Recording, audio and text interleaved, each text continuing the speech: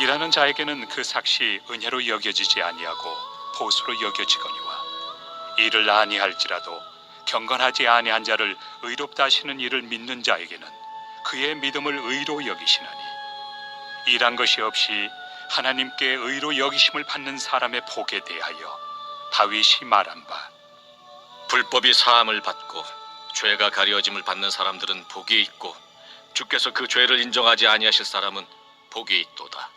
함과 같으니라. 그런즉 이 복이 할례자에게냐 혹은 무할례자에게도냐 무릇 우리가 말하기를 아브라함에게는 그 믿음이 의로 여겨졌다 하노라.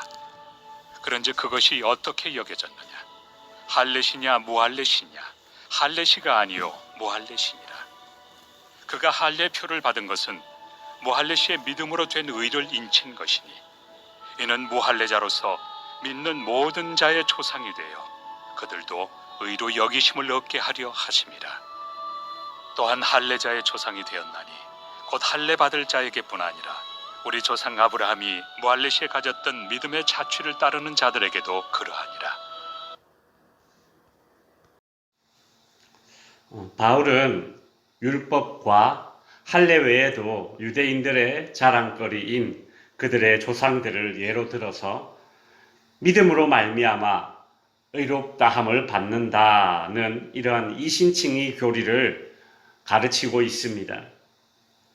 바울은 창세기 15장 6절에 나오는 아브라함이 하나님을 믿음에 이것을 그에게 의로 여기셨다라는 구절을 언급하면서 유대인들이 자랑스러워하는 그들의 아버지 아브라함조차도 행위로 의롭다함을 인정받은 것이 아니라 믿음으로 의롭다함을 인정받았다는 사실을 강조하고 있습니다. 이어서 바울은 믿음으로 말미암아 의롭다함을 받는다는 이신칭의의 이러한 원리를 일상생활에서 노동과 품삯을 받는 것을 예로 들어서 설명하고 있습니다. 4절에 보시면 일하는 자에게는 그 삭시 은혜로 여겨지지 아니하고 보수로 여겨지거니와. 당연하죠. 일해서 받는 삭은 정당한 대가이지 선물로 그저 받은 것이 아닙니다. 이것이 세상의 원리입니다.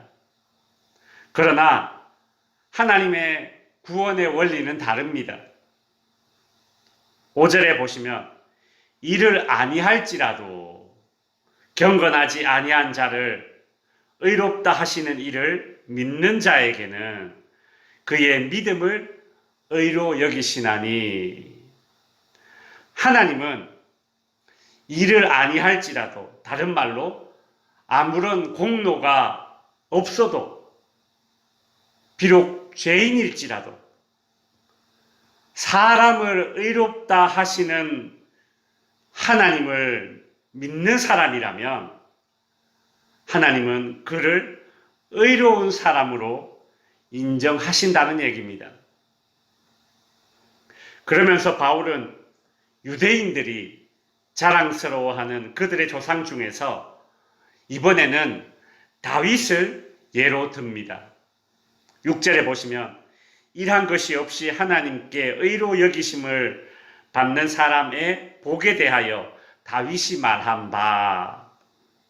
다윗은 공로와 선행과 상관없이 하나님께로부터 올바른 사람으로 인정받은 그 행복을 이렇게 노래하고 있습니다. 7절에 보시면 불법이 사함을 받고 죄가 가려짐을 받는 사람들은 복이 있고. 다윗이 말하기를 하나님이 죄를 용서해 주시고 죄를 덮어주는 사람은 행복하다, 그리 말했던 것입니다. 8절에도 보시면 주께서 그 죄를 인정하지 아니하실 사람은 복이 있도다. 하나님이 죄 없다고 인정해 주는 사람은 행복하다, 그리 말하고 있습니다. 여러분, 다윗이 왜 이런 고백을 했겠습니까? 다윗은 사무엘 선지자가 보기에 자기 형제들보다 탁월한 무엇이 없었습니다.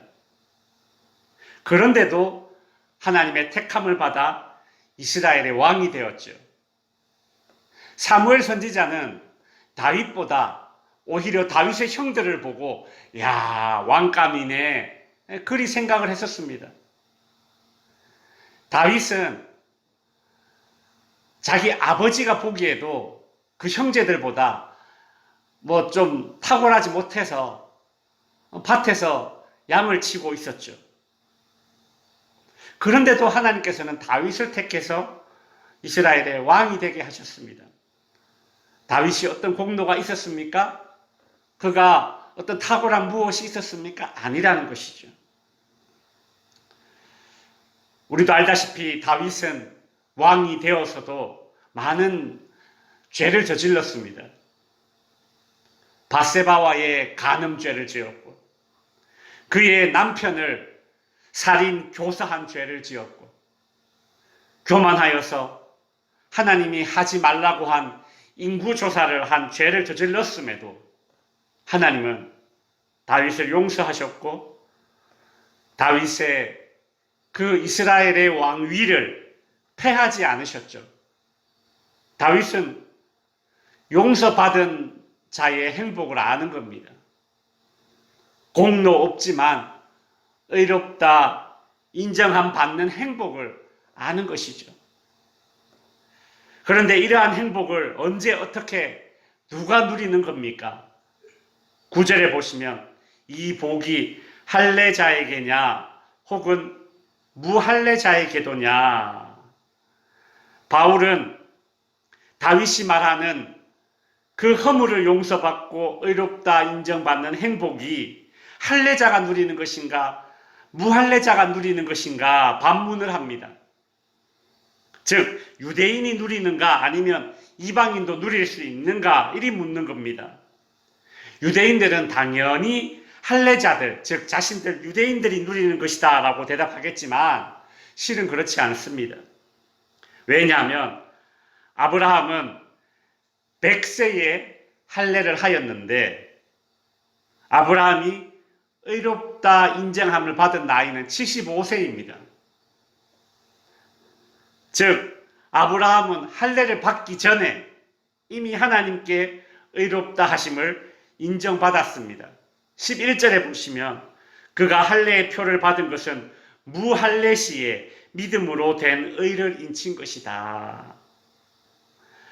아브라함에게 할례는 의롭다 인정함 받는 조건이 아니라 이미 하나님께서 의롭다 인정하신 이후에 그 의로움을 인친 것, 즉 확인한 것뿐이다 라는 얘기입니다. 즉 결혼 반지와 같은 그런 상징인 것이죠. 아브라함은 무할례 시에 믿음으로 의롭다함을 인정받았으니 할례 받지 않고서도 믿음으로 의롭다함을 인정받는 사람들의 조상이 될 수 있는 것입니다. 그래서 아브라함을 할례의 조상이라고 하지 않고 율법의 조상이라고 하지 않습니다. 그렇죠? 어떤 조상이라고 부릅니까? 믿음의 조상이다. 그리 말하는 거 아닙니까? 말씀을 정리하겠습니다. 유대인들은 자신들이 받은 그 할례를 언급하면서 자신들이 아브라함의 후손이다 라고 뻐깁니다. 그러나 오직 믿음의 법으로만 아브라함의 참 자손이 되는 겁니다. 누굽니까? 우리입니다. 신약의 교회와 성도들입니다. 아브라함이 바랄 수 없는 중에 바라고 믿음의 조상이 되었듯이 오늘 저와 여러분도 바랄 수 없는 중에 바라는 아브라함의 믿음을 이어받아서 믿음의 참 자손답게 살아갈 수 있기를 바랍니다. 기도하겠습니다.